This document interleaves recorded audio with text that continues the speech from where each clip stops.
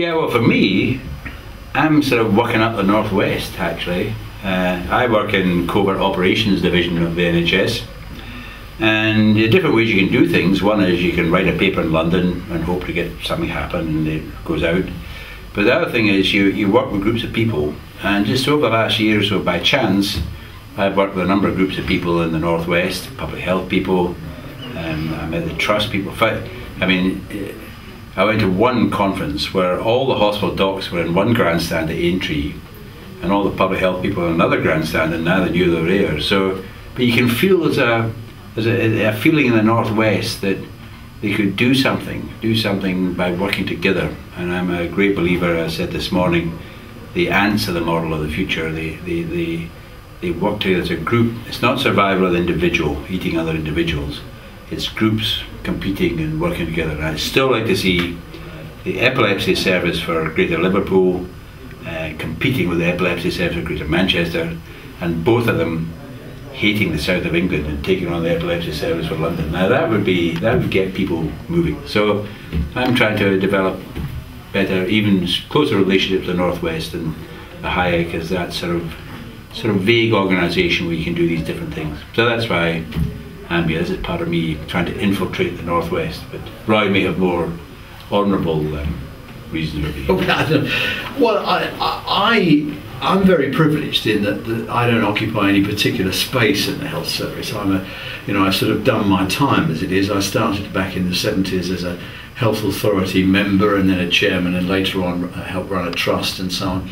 So I've sort of done my time, and now I look in at the NHS through the bars, as it were, and poke a stick occasionally and comment on it. So I get to a lot of conferences, and that's a big privilege for me, because last week I did a Black and Ethnic Minorities conference. I've done a mental health conference last week. I've done a practice managers conference, a new commissioning conference. So I get a whole sort of span of it, and I judge the NHS now to be at a kind of a funny point. It's not, I don't think I'd call it a tipping point, but the NHS is obviously very worried about its future, it's concerned, it's seen a lot of its colleagues being made redundant. The NHS is a very different place.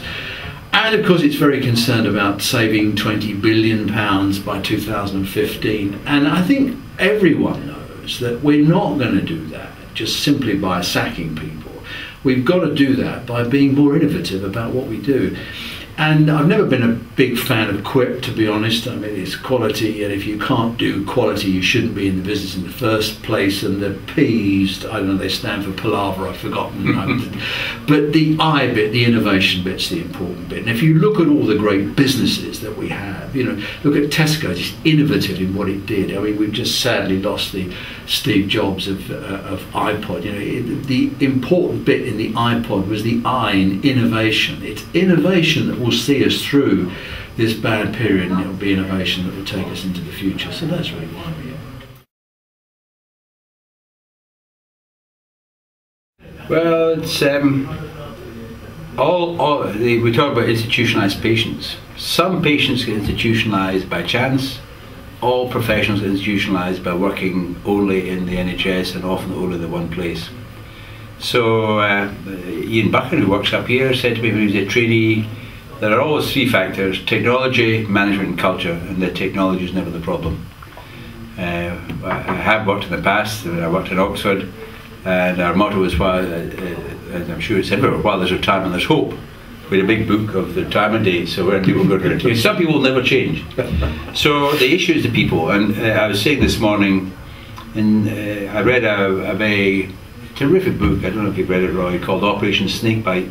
It's about a little battle in Afghanistan, and there the 25 to 35-year-olds are making all the decisions, and the reason they're doing that is because people my age can't run fast enough, so we're not on the front line, but the old guys are still on the front line, and we've got to do something. Whereas older guys like us, Roy's much younger than me, but older guys like us, we're not on the front line in the same way, and we get the 25 to 35-year-olds, we'd say to them, listen boys and girls, it's your future, and you get on and do it. So I feel quite strongly about this age issue, and I haven't got a solution yet, but I think there are ways you can do it. It's an interesting point.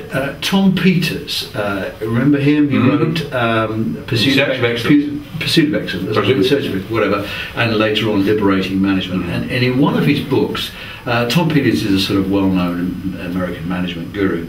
He's very in your face. He doesn't take prisoners, does Tom? But he talks about the holding on and letting go things, and he talks about the difference between two parents. You've got a parent of one child who's got a lollipop, and the child is trying to take the wrapper off the lollipop. And one parent says, give it to me, takes the wrapper off and gives it to the child, and that's it. And the other parent says, well, look, you pull it here where it says pull, you pull that, you take it off, and then you throw it away in the bin over there, and the child learns to do the lollipop. And it's a simple story, but there's a big lesson in there really for us. It's about letting go. Muir is absolutely right. It is about letting people go and do their thing. Your question, well, what are the big challenges? Well, unquestionably the money is the big thing.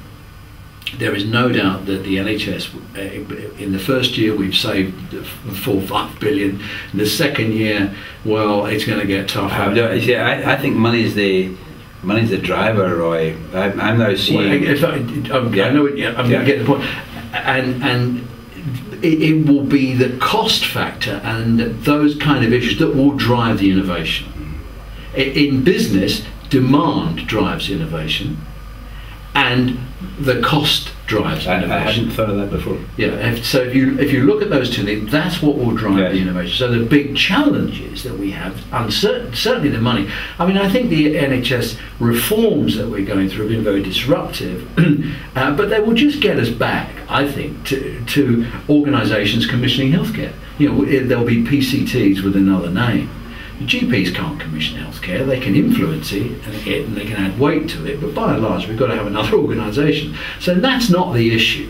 The issue for me is the extent to which the NHS is going to do more for less, and innovation will be that driver, and demand will drive innovation. Yes, yeah. I think also there is you need different tools, and I know mostly about the medical profession, but I know other professions as well. But you see, we've educated people. I'm not a great fan of education. I've got a hell of a lot of it myself.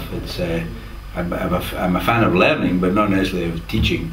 But the people that come out of universities are good at the one-to-one, eyeball-to-eyeball, and then they're good at research.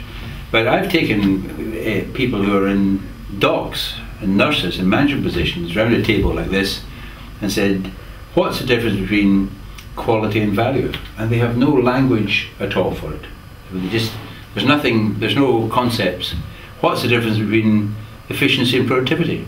It's only words, but it's only words that makes the world go round, you know. So I feel but my experience has been, having tried to do this for many years, it's when the culture changes with the need and demand. And what we've been doing, I work half-time in Quip, is we've been using the Atlas of Variation as a destabilizer, because if you're going to have a revolution, you've got to destabilize.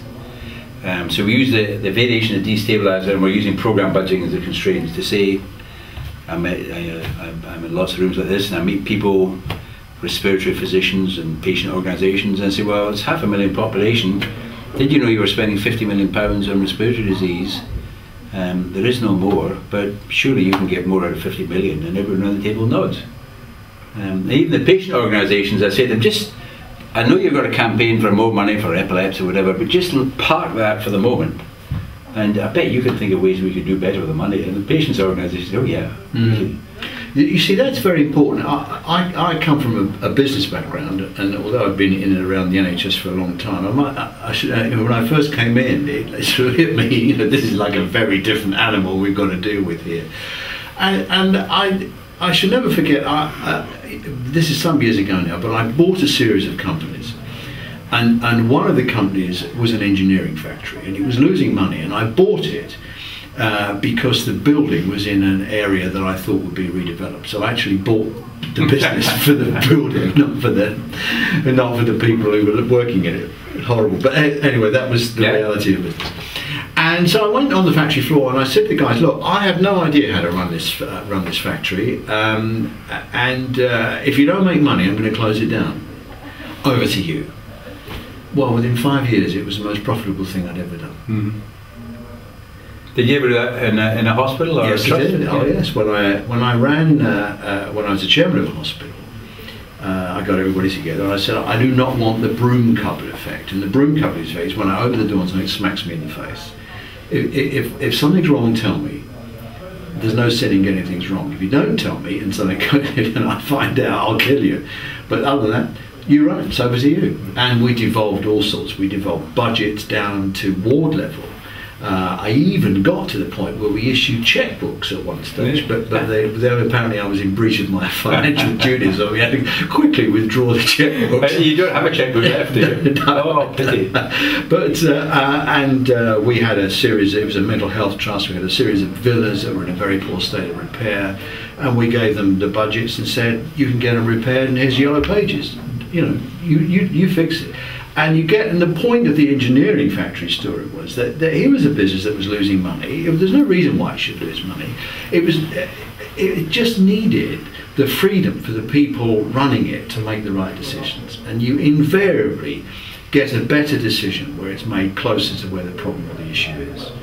And I nearly went to jail over giving nurses a check. Well, so you see, the perhaps finish. I don't know how long you want to go on with this. It's wonderful for me having time with Roy. I very rarely see him. But a doctor said to me the other day, he said, "Well, you know, it's because I said to him, look, there's no more money, but you're the clever people." And he said, "Yeah, you know what it's like." He says, "Oh, we've been writing checks, and because it says Barclays Bank in the check, you think the money's come out of Barclays Bank. We've been writing these checks thinking, oh, the NHS is going to pay." And I've been to professional Royal Colleges and said, do you realise how much you're spending? "Well, we don't spend, it's the trust spend the money." And I said, "Well, it's not like that at all." So, and my experience over the last 10 years has been, when there's growth, then the people aren't prepared to look at anything apart from getting their hands on the growth. So, of course, I'm a miserable Scot, you know, I'm a Presbyterian, so the fact there's no more money is, but it is, now is the time. I remember it's quite like, because we invented evidence-based healthcare in Mrs. Thatcher's time, and the paper I wrote in '83 in the Lancet was called Planning a Time of Zero Growth. I said we should run the whole of healthcare on the basis of systems like asthma, and we then know if we want to spend £100,000 how you spend it. For asthma or diabetes.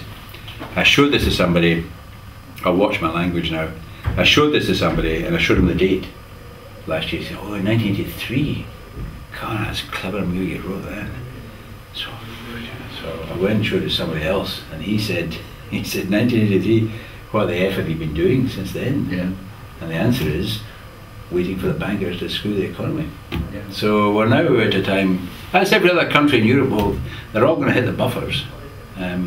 We just got there a bit earlier thanks to the bankers. So it's in some ways very tough for frontline people, but also you've got to be positive. You've got a job, some of you will lose your jobs, but a friend said, well, there's only 3 things certain: death, taxes and healthcare. I mean, it's a big business, it's not getting that much smaller.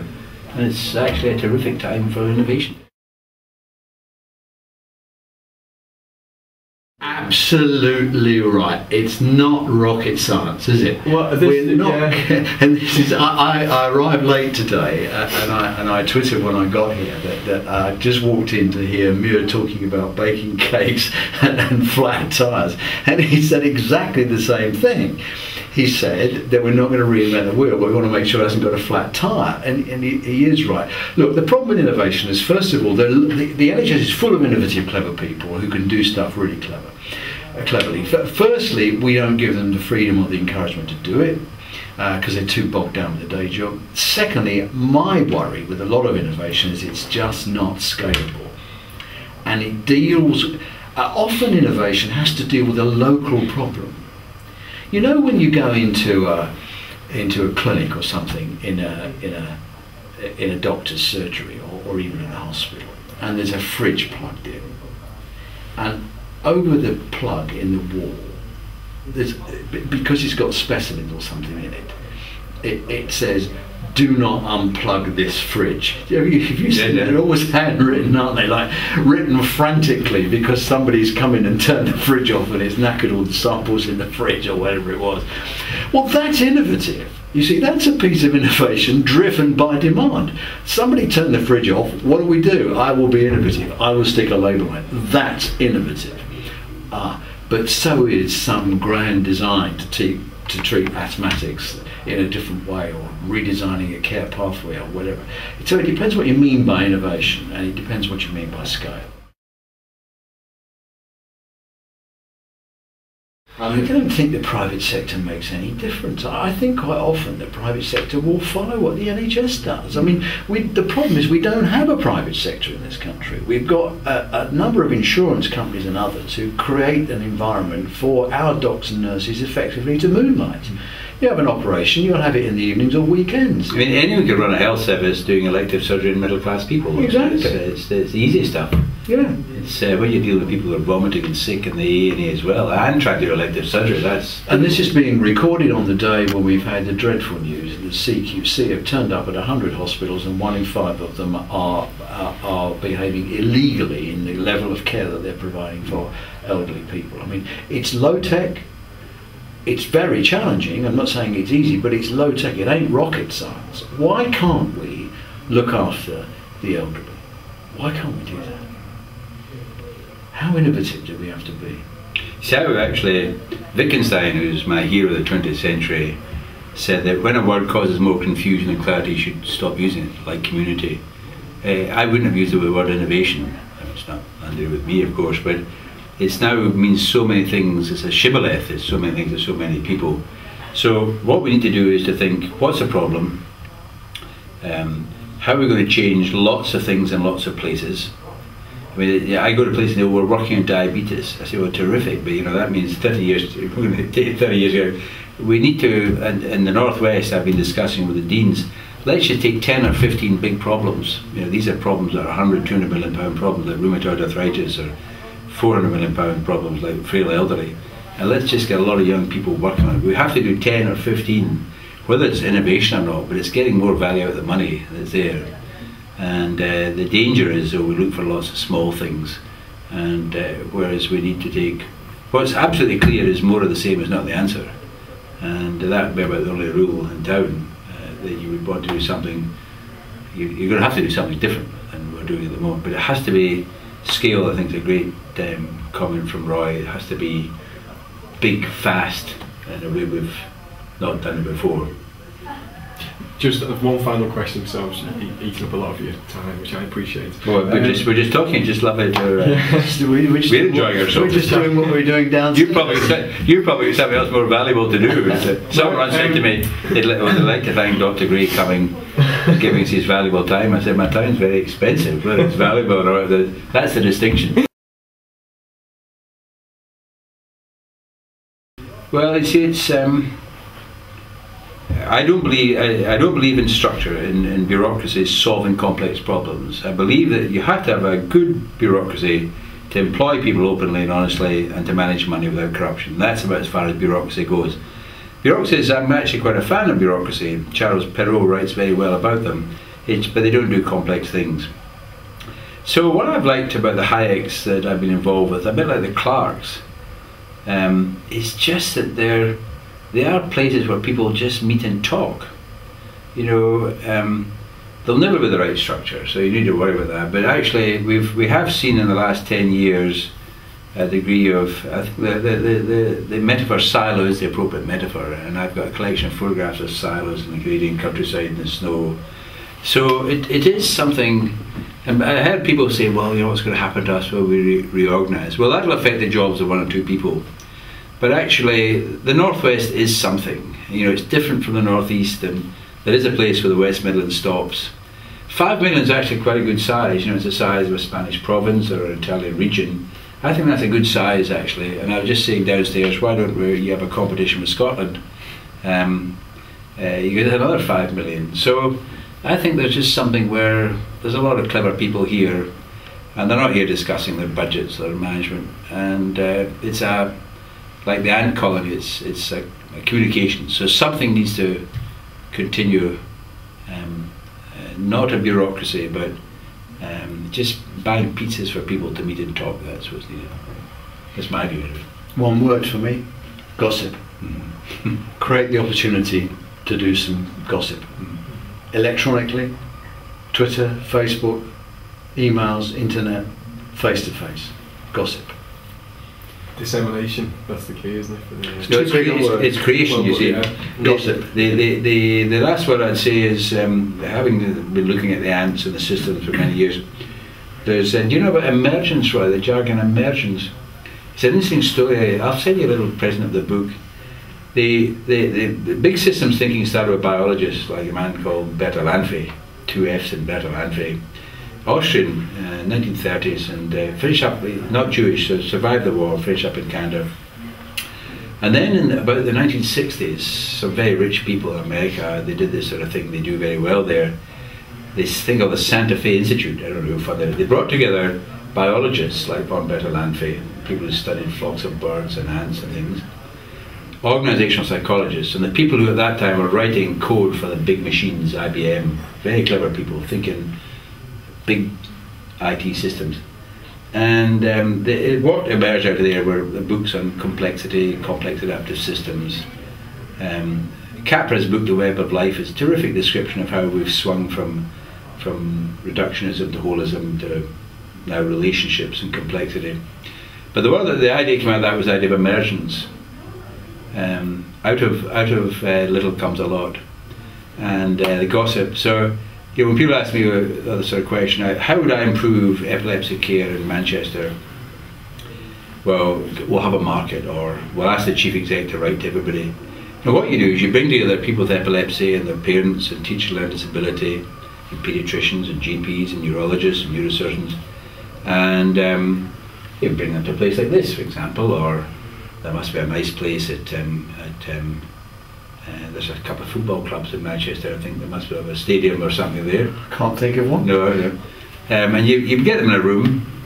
I also think about Edgbaston Cricket Ground. That's the marquee there. That'll do, yes. And you say, ladies and gentlemen, there is no more money, but you know, there's pizzas, and I'm sure you can come up with ideas. Yeah. And emergence is the tip. So it's. Do you know that? Do you remember when Mike Rawlins at NICE, Sir Michael Rawlins, did the Citizens Council? Yes. There was some good stuff that came out of that. I wonder what happened to that. That was good. You was absolutely right. Ask the punters. They'll tell you.